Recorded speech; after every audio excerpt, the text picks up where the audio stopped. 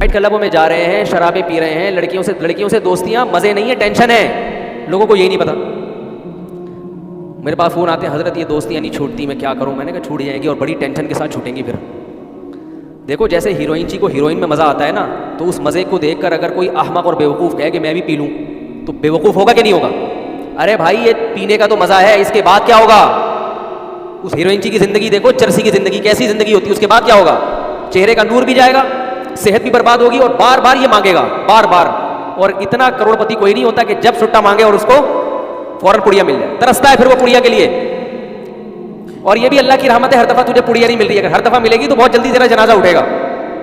تو جیسے یہ نشہ ہے, تو لڑکیوں سے جو حرام دوستیاں ہیں وہ بھی چرس اور ہیروئن کی طرح نشہ ہے. جو لوگ اس نشے میں پڑ گئے ان کی ظاہری خوشی کو نہ دیکھو. جو اس نشے میں پڑ کے کھمبوں سے لٹک رہے ہیں, بلڈنگوں سے چھلانگے مار رہے ہیں, خودکشیاں کر رہے ہیں, ڈپریشن کی گولیاں کھا رہے ہیں, راتوں کو سونے کے لیے نیند کی گولیاں کھا رہے ہیں, ان کا انٹرویو لو, پھر پتہ چلے گا کہ کیا ہو رہا ہے. کیسے سمجھائیں؟ کوئی بات ہے. پھر انجیکشن پولیس کا چھوڑ دیا, اب انجیکشن پہ آ گئے, تو ٹیکے لگانے پڑیں گے. سکون میں وہی ہے جو اپنے بیوی بچوں میں مشغول ہے. یہ میری بیوی اور یہ میرے کیا ہیں؟ بچے. بس یہی ہے میری کائنات. یہ میرے والدین ہیں, یہ میرے بھائی بہن ہیں, ختم ہو گئی کہانی. ذہن میں غیر کو گھسنے ہی نہ دو کہ پھر اس کو نکالنے میں ٹینشن. دروازہ ہی بند کر دو بھائی. ہماری زندگی میں اس کے علاوہ کوئی آپشن. لڑکے مجھے فون کر کے کہتے ہیں, وہ حضرت وہ اتنی خوبصورت ہے کلیگ میرے پاس جاب کرتی ہے, میں پاگل ہو گیا. بس پاگل, میں نہیں برداشت نہیں ہو, پاگل ہو گیا حضرت, میرے سے نہیں برداشت ہو رہا, میں بالکل ہی, میں بھائی یہ نہیں ہو سکتا, بہت مصیبت ہو گئی میرے لیے. تو میں کہتا ہوں بھائی یا تو نکاح کرو, اگر نکاح نہیں ہو سکتا, کیونکہ یہ بھی ایک بات آپ کو بتا دوں بھائی, میں اللہ نہیں ہوں, سب کو پتہ ہے نا, میں کوئی بھی مولوی اللہ نہیں ہوتا. عجیب عجیب چیزیں فون کر کے مجھ سے حل کرواتے ہیں. مجھے کئی لوگوں کی کال آتی ہیں, حضرت وہ لڑکی کے ابا مان نہیں رہے, ساری کوششیں کر کے دیکھ لی, مان نہیں رہے. میں کہہ رہا ہوں جب تم نے کوششیں کر کے دیکھ لی نہیں مان رہے اللہ کے بندے, تو میں کیا کروں بھائی؟ کہہ رہے نہیں آپ کچھ ایسا بتائیں کہ وہ مان جائے. کیسے بتاؤں یار؟ اگر ایسا ہمارے بس میں ہوتا تو ہم نے جہاں جہاں ٹرائی کی وہاں سب جگہ ہماری شادی ہو جاتی. کیا ہمیں بھی تو کئی جگہوں پہ دھتکارا گیا, کچھ جگہوں پہ ہو بھی گئی, کئی جگہوں سے دھتکارا بھی گیا. لوگ کہتے ہیں آپ نے اتنی شادیاں کی ہیں, آپ کے پاس کون سا گر ہے؟ میں نے کہا اگر ایک آدمی نے ایک شادی کی ہے, 100 جگہ سے ریجیکٹ ہوا ہوگا تو ایک جگہ ہوئی ہوگی. تو اگر کسی کی 3 ہے تو اس کا مطلب 3000 جگہوں سے ریجیکٹ ہوا ہے, 3000 جگہوں سے, پھر جا کے کہیں 3 ہوئی ہیں. تو آپ کا کام ہے ٹرائی کرتے رہنا.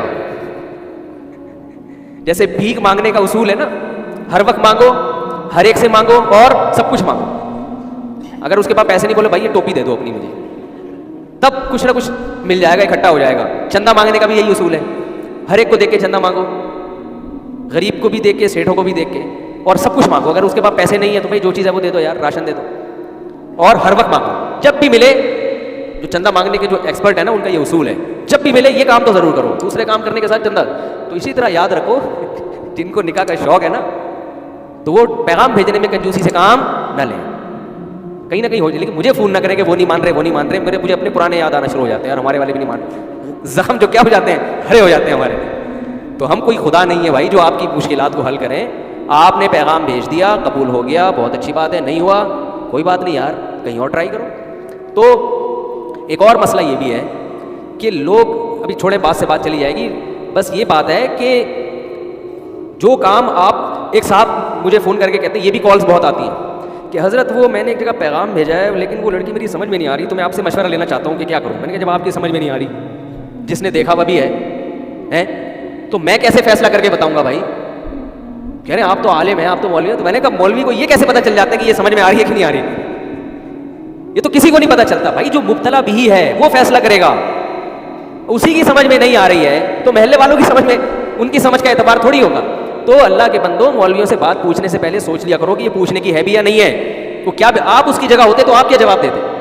لیکن لوگ پتہ ہے کیوں پوچھتے ہیں کہ بعض مولویوں نے یہ روحانی سینٹر کھولے ہوئے ہیں, تو اس دھوکے میں لوگ مجھے فون کر دیتے ہیں. وہ روحانی سینٹر میں پھر کچھ پڑھ کے بتاتے ہیں, ہاں میرے خیال کے مطابق یہ سمجھ میں آ رہی ہے. یہ جو مولوی اس قسم کی باتیں کر رہے ہیں الو بنا رہے ہیں آپ کو, یاد رکھو. کسی کے باپ میں بھی یہ طاقت اللہ نے نہیں دی ہے کہ وہ آپ کے بارے میں فیصلہ کر دے کہ یہ سمجھ میں آ رہی ہے کہ نہیں آ رہی ہے. نہ وہ آپ کے دماغ کو پڑھ سکتا ہے, نہ وہ سامنے والے کے بارے میں فیصلہ کر سکتا ہے.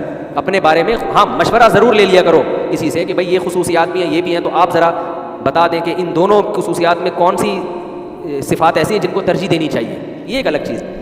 تو میں یہ کر رہا تھا، کیا بات چل رہی تھی یار، ابھی جو بات آئی نا یہاں پہ،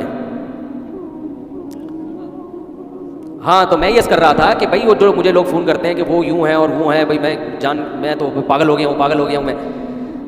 تو بھائی پاگل، اگر پہلی بات تو یہ آپ پاگل ہوئے کیوں؟ آپ اس کو دیکھتے کیوں تھے آفس میں جا کے؟ اللہ نے نظر جھکانے کا حکم دیا کہ نہیں دیا؟ کیا خیال ہے؟ اور اگر آپ کو پتہ چل گیا، کہیں نظر پڑ گئی یا کہیں پتہ چل گیا، تو اللہ نے کہا بھی پیغام بھیج دو، پیغام بھیج دیا، ہو گیا. نہیں ہوا تو وہاں تک پہنچنے ہی نہ دو کہ راتوں کی نیندیں اڑ جائیں. یہاں تک جو آپ نے اپنے آپ کو پہنچایا ہے تو یہ یقیناً گناہ کیا ہے آپ نے.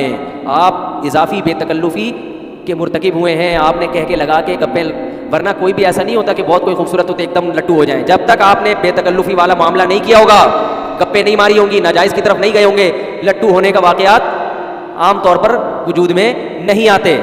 اور ہم تو پھر بھی بہت براڈ مائنڈیڈ مولوی ہیں جو آپ کو کہتے ہیں لٹو ہو گئے تو نکاح کر لو. کسی دوسرے مولوی کے پاس جاؤ گے تو وہ کہے گا لٹو ہوئے کیوں، لہٰذا بھی اس سے نکاح نہیں کرو. آئی بس، تو پھر بھی کہہ رہے چلو بھائی نکاح کر لو یار. شریعت نے ترغیب دی ہے کہ اگر کہیں لٹو ہو گئے ہو تو نکاح کر لو. لیکن اگر وہ نہیں ہو رہا تو ضروری تھوڑی وہ بھی آپ پہ لٹو ہو. اب وہ مجھے فون کر رہے ہیں کہ جیسے میں لٹو ہوں اس کو بھی لٹو کروائیں. یہ نہیں ہو سکتا بھائی، یہ ہمارے پاس ایسی، یہ تو پولیس بھی نہیں کروا سکتی، ہم کہاں سے کروائیں گے یہ. تو حرام کی طرف جب آپ جاؤ گے تو سب سے پہلا نقصان، اللہ آپ کے دل کا سکون چھین لے گا. اور یہ سوچ لیا کرو جب کوئی خوبصورت چہرہ نظر آئے نا جس پہ لٹو ہو رہے ہو، اور پھر یہ آئے کہ یہ میرے ہاتھ سے نکل گئی تو کہیں اور شادی کر لے گی، تو ذہن میں ایک چیز سوچ لیا کرو، سکون آ جائے گا. بولے یار کہیں بھی شادی کرے گی مرے گی بڈھی ہو کے.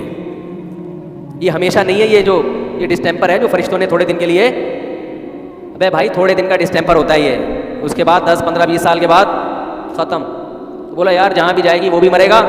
بڑے بڑے حسین تھے دنیا میں، حسین اور حسینائیں، قبروں میں ان کی لاشیں خراب ہو رہی ہیں. تو تھوڑے دن کی انٹرٹینمنٹ ہے، یہ مل گئی ٹھیک ہے، نہیں ملے تو اللہ کرو، صبر کرو، جو ہے اسی پہ گزارا کرو. ہمارے حضرت ایک بات فرمایا کرتے تھے کہ اگر کسی کو چڑیل جیسی بھی بیوی ملی ہے نا، بصورت مل گئی، کوشش کریں اچھی ملے، وہ ہو گئی ٹھیک ہے نا. تو ہونے کے بعد کے حکام کچھ اور ہیں، ہونے سے پہلے کے حکام جب تک نہیں ہوئی تو اچھے سے اچھا تلاش کرو. اور اخلاق کو ترجیح دے انسان شکل پر. اخلاق اچھے پہلے دیکھیں، شکل و صورت دوسرے نمبر کی چیز ہے. جب ہو گئی تو چڑیل جیسی بھی ہو، تو حضرت ہمارے فرمایا کرتے تھے کہ یوں سمجھو کہ میرے لیے دنیا میں اس سے حسین کوئی بھی نہیں ہے. دوسری حسینائیں ہوں گی وہ دوسروں کے لیے ہوگی، اللہ نے میرے لیے اس سے بہتر کسی کو نہیں بنایا. اس سے دل میں کیا ہوگا؟ سکون. کیونکہ اللہ کی نعمت پہ جب انسان تقدیر پہ صبر کرتا ہے تو سب سے بڑا فائدہ کیا ہوتا ہے؟ سکون ہوتا ہے. اور جس آدمی میں یہ قناعت نہیں ہے تو اس کو کیسی ہی نعمتیں مل جائیں اس کو سکون